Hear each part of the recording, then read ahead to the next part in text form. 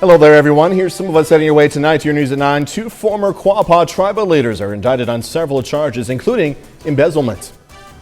Closing arguments today in the trial of former Minneapolis police officer Derek Chauvin. I'm Lauren Blanchard in Minneapolis. I'll have more on what both the prosecution and the defense had to say coming up.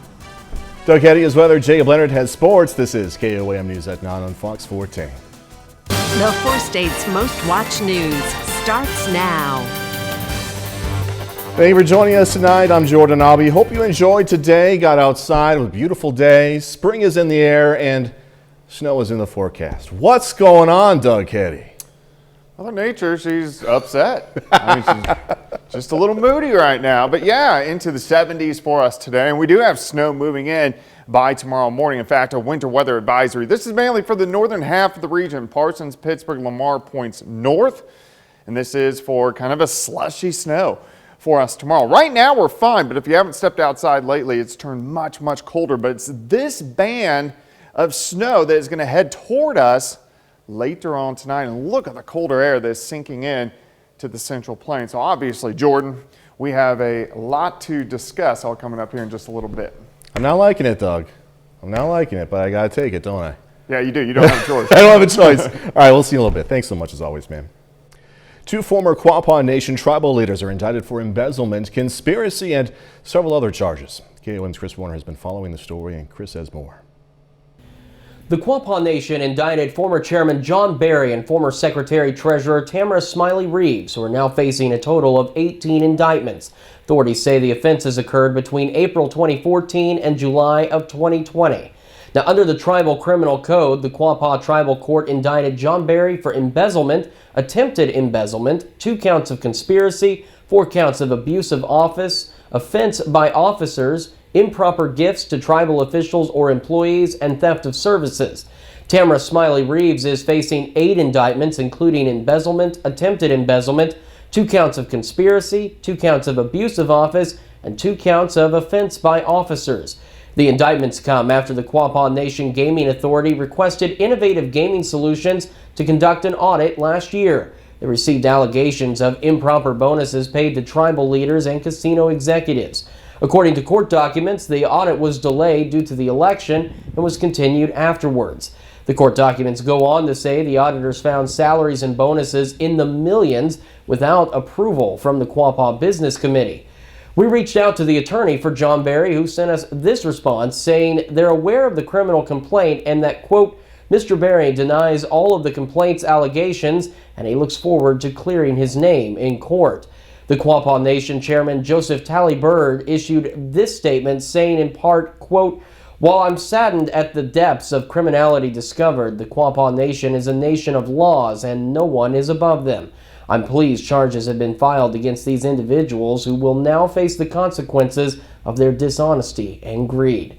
We have all of the court documents and the full press release from the Quapaw Nation on our website at KOAMNewsNow.com. I'm Chris Warner for KOAM News. Each of the counts, Barry and Smiley Reeves, are charged with carry the possibility of 3 years in prison and a fine of up to $15,000. Joplin City Council tonight voted to move into Phase 3 of the city's response and recovery plan, removing the city's indoor gathering COVID-19 restrictions. Council also approved the first reading of a 9% wage increase for lifeguards and cashiers within the Parks and Rec Department, matching a recent increase by the state. It will help us in recruiting efforts, to get lifeguards and cashiers and outside service attendants at the golf course. So it's just another tool in our pocket that we can hopefully recruit and staff all 3 pools. Council also approved a proposed project to widen 32nd Street between Schifferdecker Avenue and Central City Road. Newton County now in the national spotlight for an ordinance the commission passed back in February. The website Defy Tyrants interviewed Newton County Commissioner David Osborne about the county's Second Amendment Preservation Act. Ordinance is intended to provide protection against all federal acts, laws, orders, rules, regulations that infringe on Second Amendment rights to keep and bear arms. The act also provides for the Newton County Sheriff's Office to arrest any federal agents trying to violate that ordinance. We hope not to have to enforce it. Again, I wanted just to start the conversation with the ATF if they should get orders like that. Let's hope they don't get orders like that. Let's hope common sense prevails here, and we absolutely are able to have good conversations to say there's no need to violate the Second Amendment rights of a law-abiding citizen. The Missouri House passed a similar act in February. It's currently in the Senate. Every American over the age of 16 now eligible for COVID-19 vaccine. This comes as health officials warn the pandemic is still raging, with cases and hospitalizations on the rise. Fox News correspondent Jonathan Seary has more. All Americans over the age of 16 are now eligible for a COVID-19 vaccine, a major milestone in the effort to end the pandemic. President Biden set the April 19th deadline 2 weeks ago, moving it up from his original goal of May 1st as vaccinations gain speed. This comes one day after the country reached another milestone in the vaccination campaign. According to data released by the Centers for Disease Control and Prevention Sunday, more than half of all adults have received at least one vaccine dose, and about a third are fully vaccinated. I'm feeling pretty good. You know, there's a little soreness in the arm. The shot didn't hurt as much as I thought it was. It was easy. It feels like a flu shot to me. Despite these hopeful signs, the CDC warns the U.S. is in a complicated stage of the pandemic, with both cases and hospitalizations on the rise. More people in the United States are being vaccinated every single day at an accelerated pace. On the other hand, cases and hospitalizations are increasing in some areas of the country, and cases among younger people who have not yet been vaccinated are also increasing. Meanwhile, health officials are racing to understand cases of rare yet severe blood clots possibly connected to the Johnson & Johnson vaccine.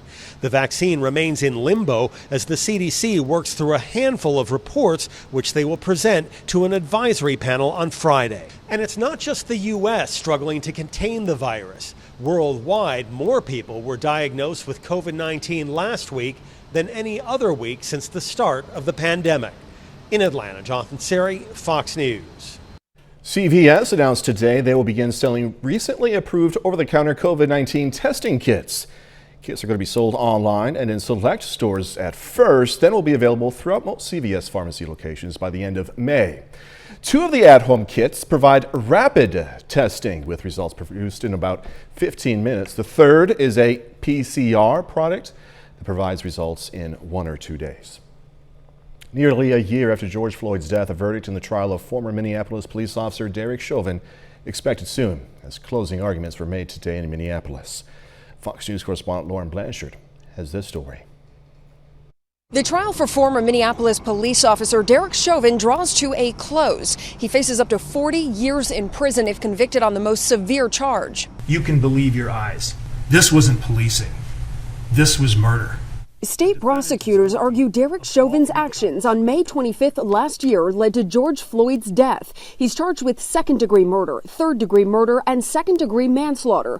They say kneeling on Floyd's neck for 9 minutes and 29 seconds cut off oxygen, and that Chauvin did not show compassion as Floyd called out for help. I can breathe. Prosecutors told the jury Chauvin betrayed his badge with an excessive use of force. And there's nothing worse for good police than a bad police who doesn't follow the rules.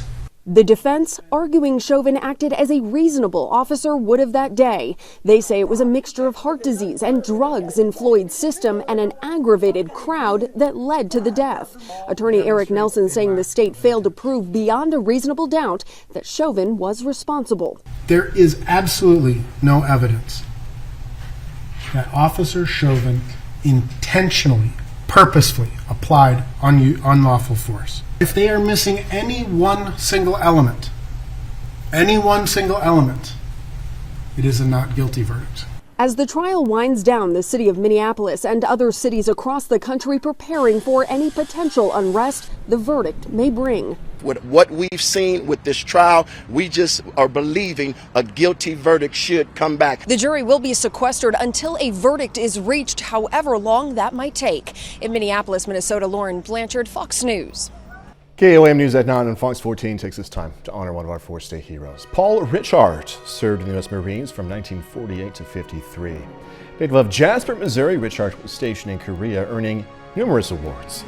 We are proud to thank and salute Staff Sergeant Paul Richard, tonight's 4 state hero.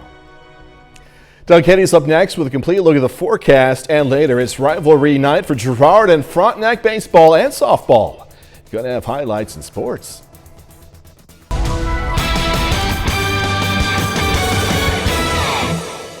out to be a great Monday for us today. Temperatures fantastic, and it looks like we're going to see a huge cool down as we go into the overnight hours for us tonight. In fact, if you haven't been outside over the past hour or two, it's already a pretty big switch. But plenty of sunshine, great day, great time lapse.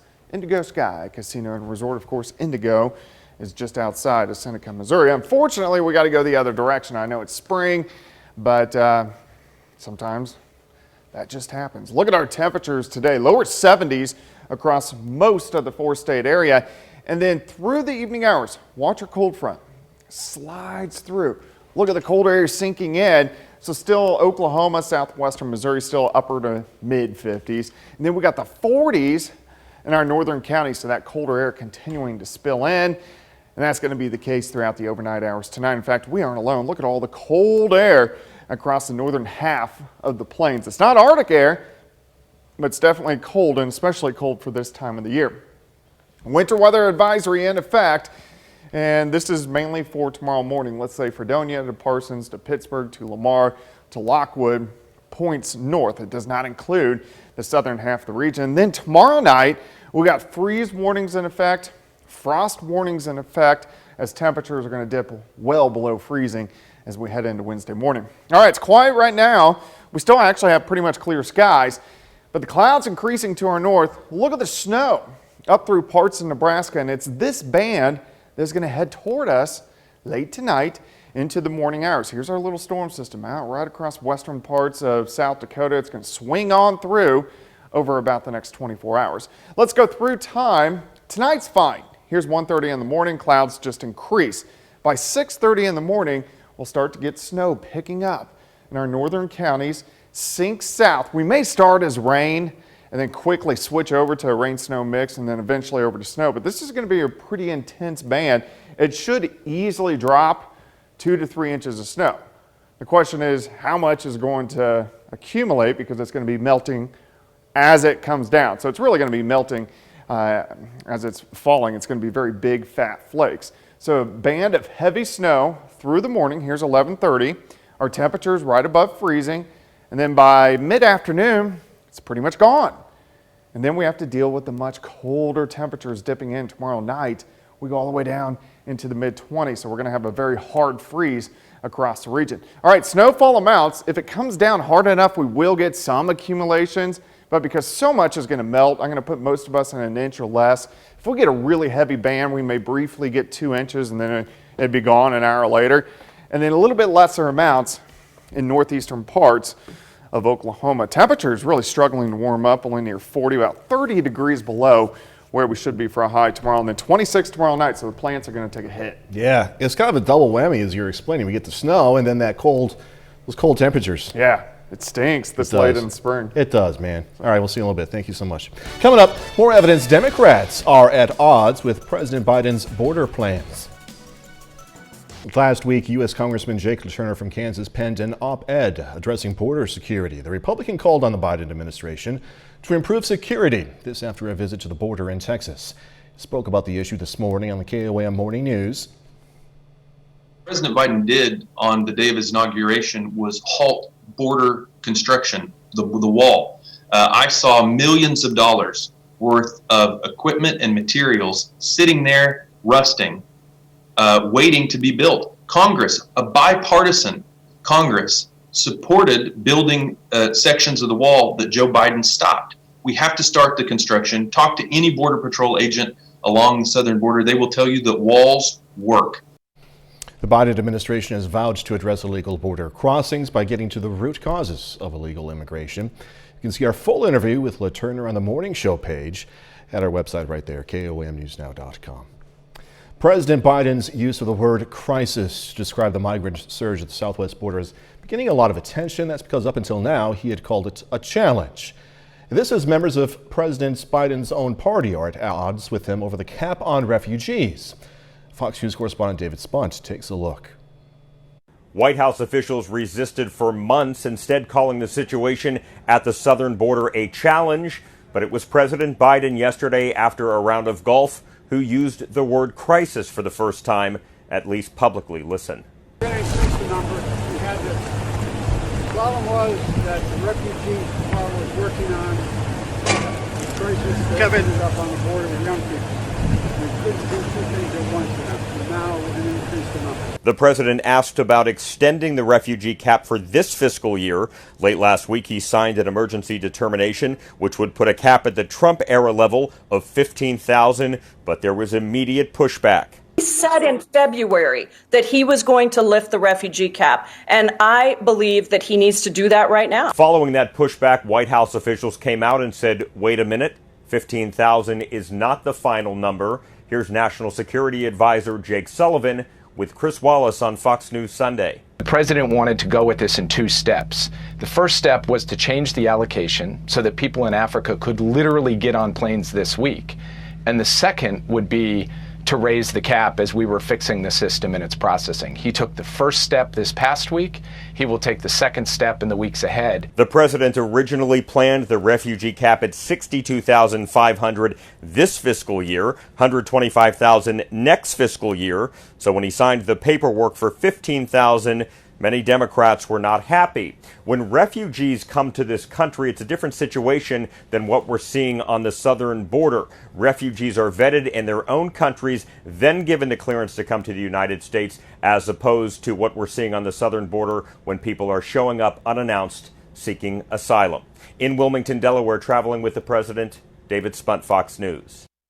Just ahead, first there was a flight to Mars, and that was pretty cool, right? So hey, what about a flight on Mars?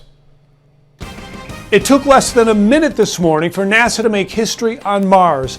I'm William Lajeunesse in Los Angeles. Details coming up. There's a new flying object in the thin air of the red planet. NASA making a major breakthrough on Mars this morning, flying a helicopter on another planet for the first time in history. Fox News correspondent William Lajeunesse has more from L.A. Confirmed that Ingenuity has performed its first flight. The first flight of a powered aircraft to another planet. A breakthrough rivaling the Wright brothers. NASA successfully launching an experimental helicopter from the surface of Mars on Monday, marking the first controlled flight on another planet. The vehicle, a 4-pound mini helicopter named Ingenuity, has been in development for more than 6 years and cost around $85 million. And NASA says today's flight was considered a high-risk maneuver. I totally believe it's a Wright brothers moment. It is at the heart of kind of opening up a new dimension, the aerial dimension in Mars exploration. The historic flight lasted only 39 seconds, but all mission objectives were accomplished. Ingenuity hovered for about a half a minute, 10 feet off the ground, and transmitted data back to NASA through the Perseverance Mars rover. No small feat because of the thin air. The rotor blades had to spin 5 times faster than they would on Earth. That's like on Earth being elevation 3 times the height of Himalayas. So the air is very thin and Ingenuity had to be really light, small. The stage now set for more advanced flights on the red planet. And engineers say it could have a big implication back here on Earth as well. That's the kind of partnership, the kind of push of technology and pull of science that we are now seeing to be very productive within NASA. NASA says it's planning 5 more flights for Ingenuity with increasing difficulty, possibly laying the groundwork for a fleet of Martian drones. In Los Angeles, William Lajeunesse, Fox News. That's awesome. All right, one man's unique way of going to an oasis while still being separated from the COVID-19 pandemic. Yes, this is real. I promise. This man's story when we come back. So governments around Europe are continuing to tell people to create a bubble to limit their social contacts during this coronavirus pandemic. Well, a man over in Brussels took the whole advice to heart. Elaine could be seen strolling around the city while wearing what he calls a portable oasis. It's a plexiglass mini greenhouse which rests on his shoulders, as we're seeing right there. The air around his head is purified by the aromatic plants inside. 61-year-old artist and social worker actually developed the idea 15 years ago. Look at him getting a lot of attention there. He says he was inspired by the landscape in Tunisia, where he once worked. Aren't you glad that there was no requirement that you had to wear that? I mean, seriously. Excuse me, sir, can you put your Oasis back on your shoulder? That's what came to my mind. All right, 30 more minutes, news, weather, and sports coming away. Students over at Crowder College enjoying today's sunny weather while it lasts, also making some creative artwork. Plus, checking some California churches now without restrictions on how many people can gather. But despite the recent sunshine we've been having and enjoying and don't want to let go, tomorrow isn't likely going to look so nice. If you got a house plant, several of them, or a garden for that matter, you might want to prepare them for the weather that's to come. KOAM's Bronte Surowski spoke with a master gardener to give you the best tips to keep your plants safe. The recent warm weather may soon be taking a turn, with possible snow in tomorrow's forecast. With the possibility of this cold snap, here's what you can do to keep your plants intact. Master gardener Jack Sperlin says taking care of your potted plants first may be the easiest plan of action. Well, first of all, let's talk about potted plants. If you got them out, then it's probably time to bring them in and get them covered. For those that are planted in your garden, Sperlin says it's important to keep your soil moist should this cold front come in. There's a lot of avenues, actually. You know, one of the things that people don't know and may not know is that if we keep that soil moist where it's there, where the plant is, there's a good chance that it will. It'll make it. Moist soil is a good insulator, as well as this heavy mulch. Sperlin also shared a hack to keep tomatoes and other crops one may be growing safe from any frost. We got a real good hack for tomatoes, and I'll show it to you real quick. We have these 5-gallon buckets. You have a few of them sitting around at your house probably, and these are a handy thing when it comes to this. So we got a cucumber here, actually not a tomato, but we're going to put that right over the top. Put a brick on that so that don't blow over. That holds it further down. He adds, you can also drape any type of tarp or plastic over your buckets to keep the frost out as well. Another way that we can cover up the plants too is if we have a type of tarp or just plastic. So you take them same 5-gallon buckets and just drape a piece of plastic over it so it kind of tents that up, and you should be all right from the frost that way too. His biggest piece of advice for anyone looking to garden during this time is to wait just a few more weeks. Don't plant before May 1st. May 1st is our last frost day in this area. This is just one of them zingers that inevitably comes up that they warn us about, and here it is. In Joplin, Bronte Surowski, KOAM News. Okay, so someone in the 4 states area is $40,000 richer, and they might not even know it yet. A winning Mega Millions ticket was sold in Southeast Kansas back on April 16th. The winning numbers, take a look, were 17, 27, 28, 50, 55, and a megaplier of 4. The winner matched 4 of those numbers in the Mega Ball for a $10,000 win, but because they chose the megaplier option, their prize multiplied to a $40,000 prize. Again, the winning numbers were 17, 27, 28, 50, 55, and a megaplier of 4. If you do win, listen up. Just remember, I'm the one who told you about this. I deserve a little something, something. Just saying. All right, students over at Crowder College are showing off their artistic abilities. It's Fine Arts Week at the school's Neosho, Missouri campus. Some of the week's events and activities include an arts exhibition, a sidewalk chalk drawing competition, also a day of service. Pretty awesome. Some churches across California were packed yesterday for the first time in more than a year. This comes after officials lifted coronavirus-related capacity limits on churches and places of worship. Fox's Liberty Zabala takes a closer look.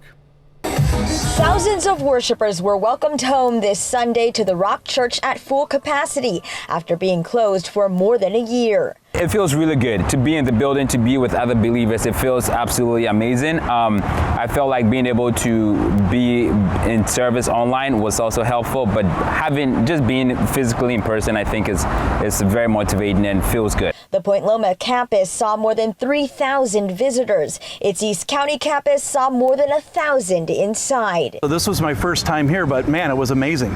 The energy was great. It was just great to be able to see people and talk to people and hang out with people, and It was awesome. The Rock Church stopped indoor worship during the height of the pandemic, but still offered church online and outdoors. We were made for relationship. We were made to be unified with people. And, COVID has not only separated us physically, but then we put a mask on and you can't see people. It just is not consistent with how we were created. So being with people is fulfilling for our soul. The Rock Church held indoor services at 10 a.m. and 12 noon at several campuses. It also asked worshipers to wear masks upon arrival and had other safety precautions in place. Everybody had masks on. All the precautions were there. The security was there. The spraying, disinfectant was all there. So it's just amazing. A bit later, the awesome partnership between a girl with cystic fibrosis and a team of student fashion designers.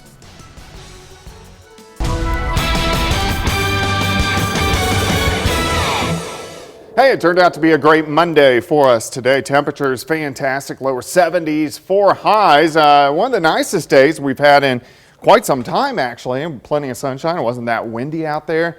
Hope you got outside and enjoyed it, because it's changing. It's already changing. In fact, if you haven't been outside in the past couple hours, it's actually pretty chilly. Great time lapse, Indigo Sky Casino and Resort. Of course, Indigo just outside of Seneca, Missouri. All right, look at our highs. Most of us lower 70s during the afternoon, but watch the front, the cold front slide through past couple hours. Now it's in our very far southern counties, really from Grand Lake to Anderson to Cassville. Everybody else is cooling down. We got 40s, we got 50s. Eventually we'll drop into the 30s later on tonight. And we aren't alone. Look at all the cold air across the northern parts of the plains, and all this is going to sit on us over the next couple days. Adding in a little bit of moisture, we got a winter weather advisory. This is mainly for the northern half of the region, but I do think everybody will at least see some flakes of snow. And then behind it, tomorrow night, freeze warnings, frost warnings, as our temperatures drop into the 20s, which you never want to see this late in the spring season. As of right now, we look fine. We have clear skies, clouds starting to increase to our north, snow increasing, Nebraska, all the way out through northwestern parts of Kansas, and it's that band that is going to head toward us later on tonight. With this little system, you can see it spinning right out across western South Dakota. It's going to swing through, but the jet stream's far enough south, we are getting that cooler air in place. Let's go through time. Most of tonight's going to be okay. Clouds will increase, temperatures continue to drop. Here's 6:30, northern counties start getting snow, and then that band of snow advances south and east. I do think for most of us, we'll start as rain. We'll be in the upper 30s to near 40, and then it'll quickly switch over to very heavy wet snow. Big fat flakes, moderate to heavy snow through the morning hours. But here's the key. Even though our temperatures are into the mid 30s, it was in the 70s today. So the ground is super warm. So majority of this is going to melt on impact. But if it comes down heavy enough, we will get some accumulations. Now behind it, we'll switch over to some showers during the afternoon and maybe make it up near 40 degrees. But it's going to be a cold, nasty day. It's 30 degrees below where we should be for this time of the year. Then we clear out tomorrow night, and here's the bad night. We drop into the mid-20s. So not just barely a freeze, it's a hard freeze across the region. And then we look a little bit better by the time we head into Wednesday afternoon.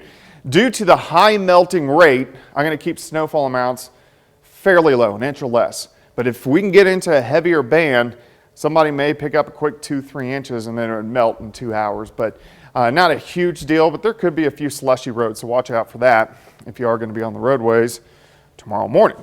41 tomorrow, 54 on Wednesday, 57 on Thursday. 1 week from today, back to 80. Unreal, just unreal. All right, Doug, thanks so much.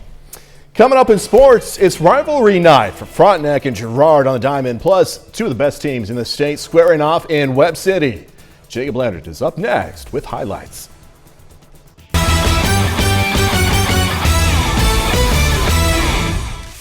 Two of the best baseball teams in the state meet tonight in Webb City. The Cardinals host the Willard Tigers in COC play. Now Willard is the top-ranked team in the state in the Class 5 rankings released today. Webb City number 2. The bottom of the first inning, pitch gets away, allows Devin Weathers to head home. Webb City up 1. Then Matt Woodmansee with the fly ball to center. Good effort out there, but the ball gets down. Shane Knoll walks in from third. Cards have a 2-0 advantage through 4 complete. The top of the 5th is a big one for Willard. Elliott Friend back up the middle. 2 will score after it gets through. Tigers put up 5 in the inning. We'll skip ahead, bottom of the 7th now. Ball 4 brings Weathers home with the bases loaded. Webb City within 2. Then another pitch gets away. Tragan Parker comes home. Webb City within 1 with a man on third, but Jared Miles ends the game there on a nasty breaking ball. Willard hangs on to beat Webb City tonight 5-4. We played good defense in those first 4 innings, played great defense, but that last inning, some things didn't go our way, and ball didn't bounce the way we wanted to, and it's unfortunate. We're having a hard time with some of those innings, a couple of air here, hit batter there, walk there, and we just couldn't overcome it. Just couldn't overcome it today. On the Kansas side, it is rivalry night for Frontenac and Girard baseball and softball. The Raiders are on the road this evening, facing the Trojans in Girard. Starting with softball, 2 of the best in the area squaring off. Girard on a 6-game winning streak. Frontenac is 6-2. How about some defense here in the second? Sarah Goebel, sliding grab out there for Girard. Tries to double off the runner at first. She's back safely though. Game still scoreless. Now in the third, Frontenac gets on the board. Annie Lee drills it out to center off the fence. Caitlin Hayslip comes all the way around from first. Raiders up 2 after 3. To the 5th inning now. Same score. Caitlin Hayslip, clearly more talented than Dad. Big swing here. Coach Room's all jacked up. Solo shot for Hayslip. It gets the lead to 3. And Girard gets one back in their half. Leah McGowan fights it off to the right side. Bailey Troike trots in. Trojans on the board. But Frontenac got that one back and more. Hattie Pyle out to right center. She gets the solo home run. Raiders roll by Girard in Game 1, 8-1. In Game 2, Raiders try to get the big sweep over their CNC rivals. Bats stay rolling in this one. Frontenac does get the sweep with a 14-2 win in Game 2. The Girard baseball team is rolling to start the year. Through 9 games, the Trojans have just 1 loss, splitting a doubleheader with Colgan earlier this month. Now, Girard tries to stay hot with a doubleheader against the 4-2 Raiders. Problem though, they ran into this dude, Colin McCartney. In Game 1, McCartney throws a complete game, 102 pitches, strikes out 9 in the process. Frontenac cruises by Girard in Game 1, 6-1. Now in Game 2, Girard flipped the script and returned the favor. Trojans make it a split, taking the nightcap 10-0. And that's it for sports. We're back with more news after this. Kind experience for a little girl suffering from cystic fibrosis. The Arizona girl teaming up with student fashion designers to create her own superhero costume. It's all part of an effort by Phoenix Children's Hospital to help kids use play as part of their healing process. Fox's Anita Roman tells us more on how the whole project got started. What was your favorite part about Power Play? Designing my outfit. Designing your outfit and meeting all the fun people. Yeah, that was the funnest part for her. The pink camo superhero costume Super Ava is wearing is something special, something Mom says she created herself. That's why she has the pink camo, and then on her shoulder, she has her brother's name on an army patch for him. So she wanted to include him because he's been gone now for about a year. He's stationed for 3 years in Germany. According to Mom, the entire journey was an incredible one for Ava, who was diagnosed with cystic fibrosis at birth, a genetic disease Mom says affects Ava's digestive system and lungs. Ava has more of a problem with her digestive system, so she's had about 8 surgeries now on her bowels and her stomach. No real bad issues with her lungs, but she does take 2 breathing treatments a day and vest therapy. And takes about 14 prescriptions every day. It all started a couple of months ago. A couple months ago, our social workers from our cystic fibrosis team at Phoenix Children's Hospital approached us with the opportunity for Ava to work with a fashion designer at Power Play and get to create her own superhero costume. They followed Ava and she got to work with 2 different fashion designers and make 2 different costumes. To be a superhero because she has been through so many things at Phoenix Children's Hospital, a lot of surgeries and stuff. The movie premiered Friday night. You know, we have to go to Phoenix Children's Hospital quite often, and she has a number of doctors that follow her.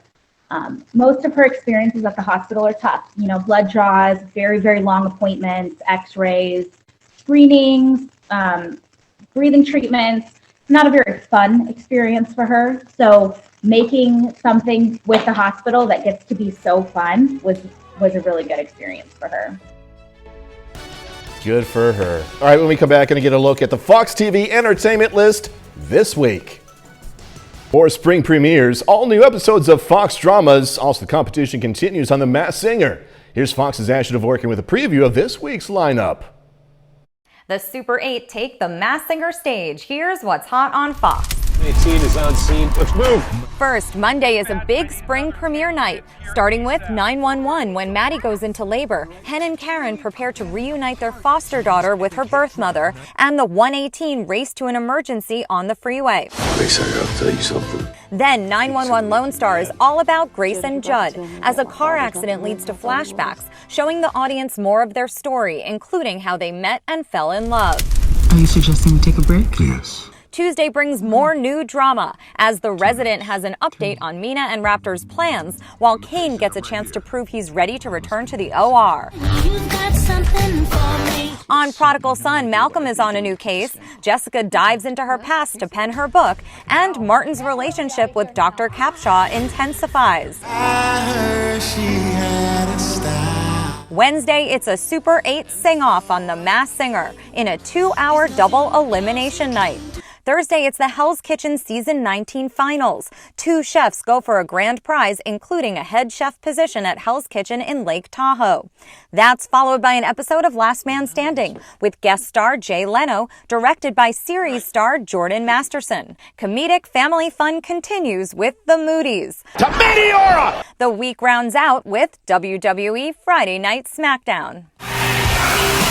And a lineup of laughs awaits Sunday on Animation Domination. In Hollywood, Ashley Dvorkin, Fox News. That's our time for tonight. Thanks for joining us. Going to leave you with video of baby flamingos, fluff balls at a Salt Lake City Zoo. Be safe. Do this all again tomorrow. See you then.